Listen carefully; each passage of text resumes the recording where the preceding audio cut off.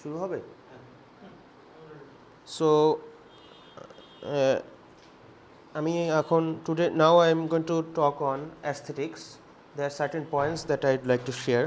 In fact, there are 10 points that I would like to share about the basic of aesthetics, the very basics through which you will assess and evaluate other department of art also, like architecture, like cinema, like scripting, and also debate, public talk, almost everything. So let me share the 10 points of aesthetics.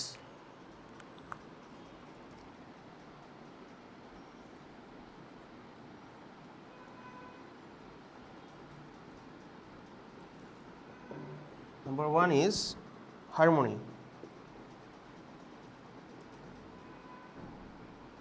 I think this point is very crucial. Without harmony, there will be decadence. There will be sort of a chaotic arrangement of ideas, or chaotic arrangement of theme, topic, or such disorder is not very much appreciable in art. Such disorder only in our mind, it creates a sort of distortion. Sometimes that distortion is also necessary, but in general, harmony is very much necessary in any type of art, in arrangement, in thematic space, and in space-time continuum. This harmony is very necessary. So in aesthetics, we consider harmony as a preliminary assessment point through which we judge the artwork. Second is perspective. This perspective has two meaning actually.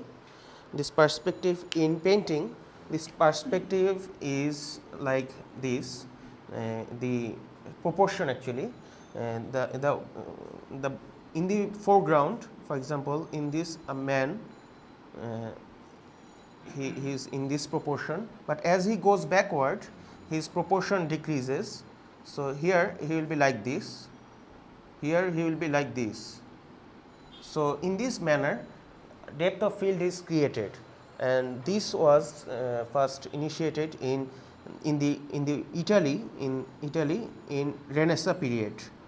We have studied about this in basically in our school age in history classes, that in the drawings of Leonardo da Vinci, Michelangelo, Raphael, we have witnessed this very special property in paintings, fine art. And I think that there are also flat paintings also, where there is no depth of field. Those paintings are basically attributed in the Indian subcontinent school of thought, painting actually. Rabindranath Tagore, Rabindranath, and Jamini Roy, Nandalal Bose, Ramkinkar Baij. In this school of Indian painting, we basically see flat perspective painting. But in the Western Renaissance period, the depth of field in perspective was introduced, and undoubtedly it was a revolutionary discovery in the domain of painting. So and there is in terms of film, in terms of literature, in terms of other modes also, there is another perspective, that is literary perspective. That literary perspective is basically the point of view from which we see. So in this here we see from the technique, actually this technique is perspective. So in assessing art, we have to also consider perspective. Then there is rhythm.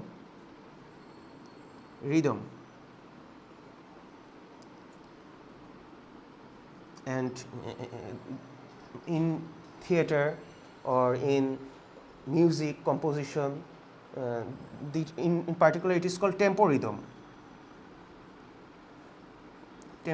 and it is very important. Even in acting, if you follow the tempo rhythm of any character, if you simply can, for example, like method acting. In method acting, you have to use your tempo rhythm of the given character. You have to imagine you are entering, you are penetrating into that character. You are being yourself. No way, that cannot do. You have to enter into that character, and for following that character's mood, temperament, psychosis, you have to have a tempo rhythm, and that tempo rhythm is not only in acting or in the visual medium, that are also in this. For example, this, there is a tempo rhythm actually, this direction. So there is also tempo rhythm. For example, in paintings, there is tempo rhythm by the geometric shapes actually. There will be elliptical shapes or circular shape or a triangle. You simply can define the painting through these geometric shapes actually. When you see a painting, you can find a pattern in generalized form, and through that form you can make a tempo rhythm out of that. Then there is emphasis.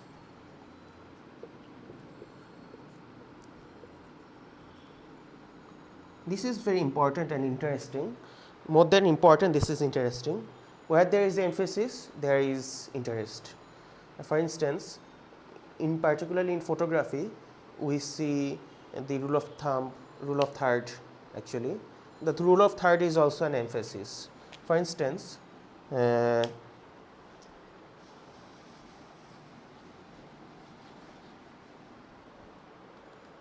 here, what is rule of third? Two horizontal lines and two vertical lines. The intersecting points are actually golden points.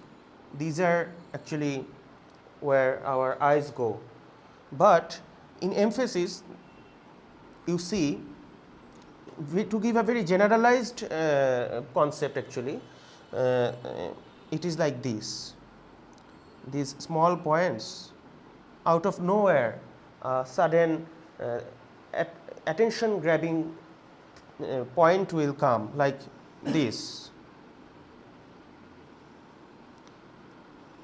What is this thing? This thing is sort of anomaly. This thing is abnormal, but here it works as aesthetic factor. It grabs our attention out of this uniformity. It takes our breath away.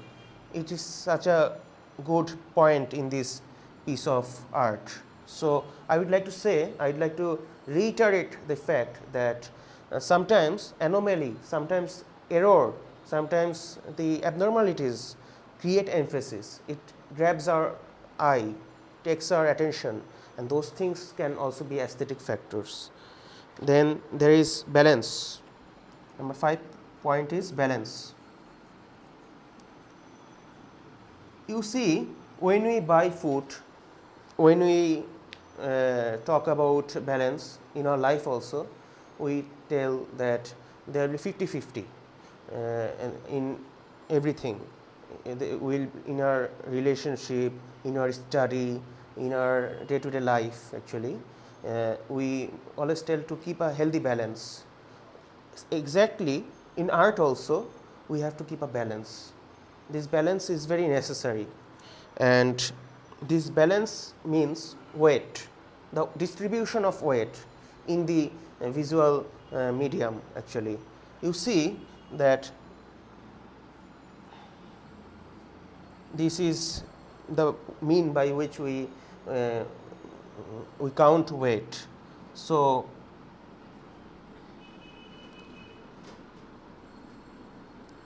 this is how we distribute. So we have to have a careful attention. We have to have a careful record of this balance actually. Maybe it can also be in the script, the balance. How much time we will give in climax, how much time we will take to introduce our character or the ending resolution point.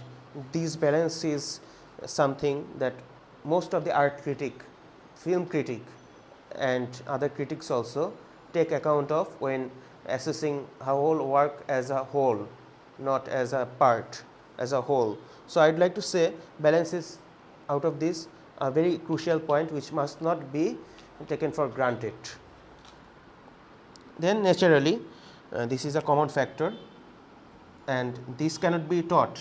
This is, I think this is the only point that cannot be taught. I cannot teach you this point. This is the very crucial point, and this is what makes a genius, and this is the basic point actually. If you can learn this point, which no teacher can teach you, then you can be a genius. You can achieve anything you want, but this is something that comes out of your own inner self actually. It comes out of your own the way you grow up, the parents, your teacher, your reading book, your movie, everything. So I cannot teach you this. Nobody in this world can teach you this. This is called composition.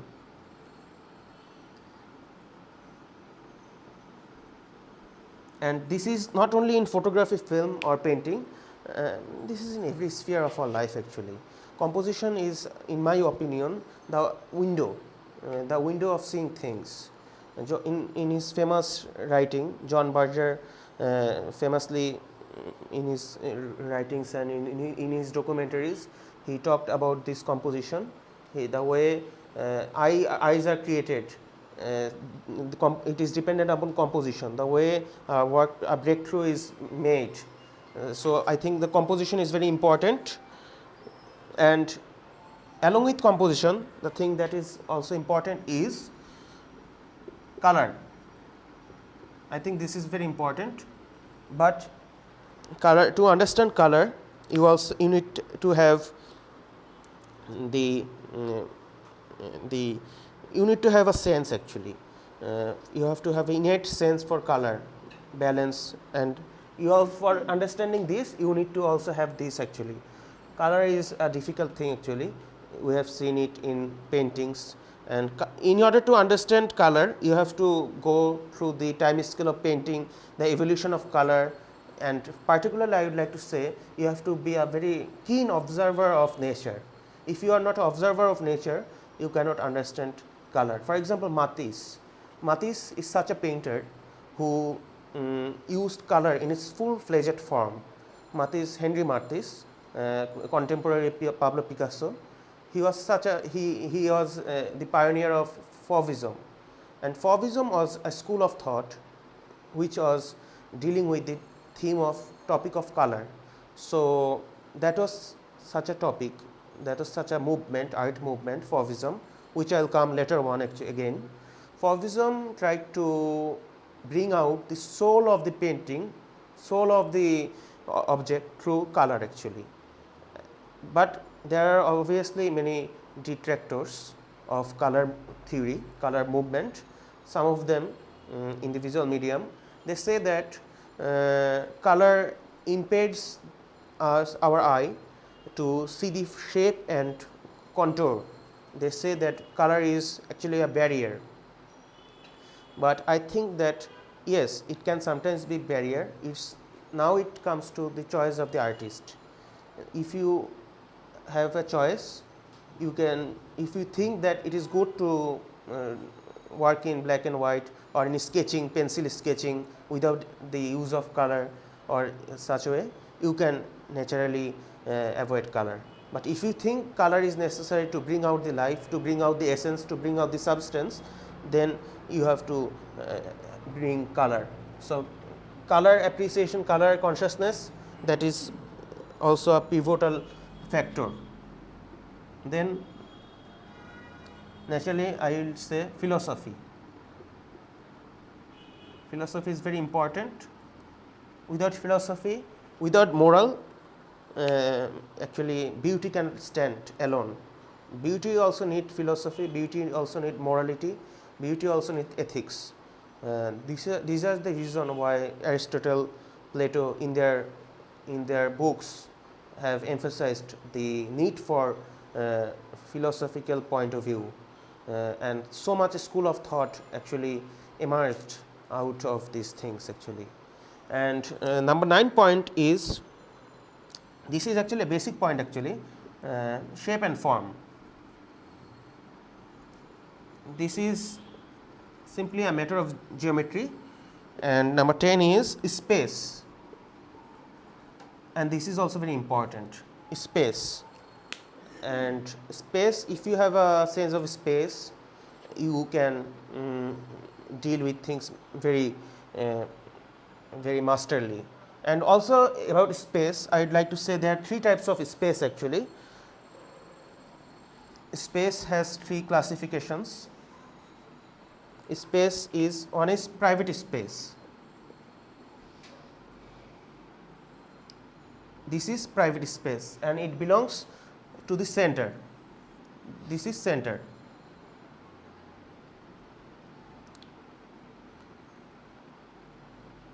So it has lower, you see the proportion is, the space is bit less.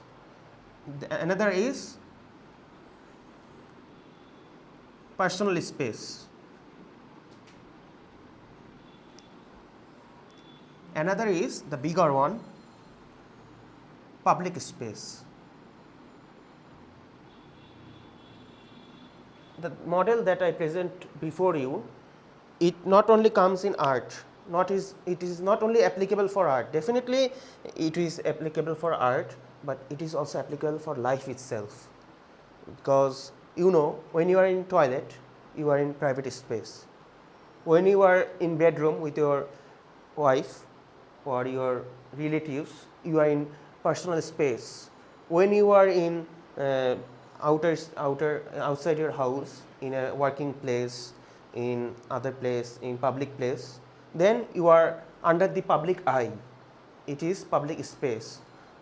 Now let me give you one trick, and I think if you use that trick, you can do some art actually. You guys also can do some art. For example, you are writing some novel, you are writing a short story.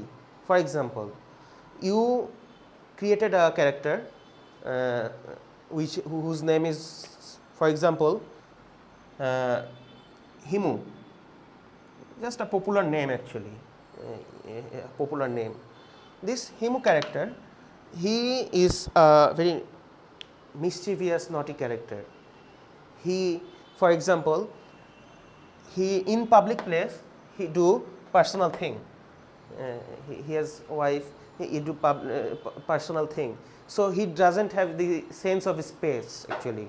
So he is muddling space. He's bringing one space, one activity to another space, another activity. So he is simply overlapping the spaces actually, activities and spaces. So through this way, you can create lot of sequence, lot of incidents, lot of actions. So I think this is one fruitful way of creating action sequence and new things actually. So I think this model is very important, and also by space I mean the canvas in which you are drawing. For example, this canvas actually, I am using this space. There is a circle, there are some words, there is some words. So 1/3 of my space is in circle, 2/3 of my space is in writing. So here is also a visual composition actually. So these 10 points that I have written here somehow are interconnected actually. These are not in isolated mode actually. So then another point that I would like to personally suggest you is, don't keep this point in your mind. These will affect you actually. These things will naturally come in your artwork. So don't need to have it in the back of your mind that whether this art that I have created, it has space, whether this has color, emphasis, rhythm. No, these will subconsciously come to your work. These will emerge out of nowhere. If you have well acquainted with these points, then as an artist, you don't need to be considerate about your rule of third. Rule of third will, by its subconscious process, will automatically emerge. So great photographer, great artist, I don't think they consider first of all rule of third and then they take their pictures. Their pre-visualization process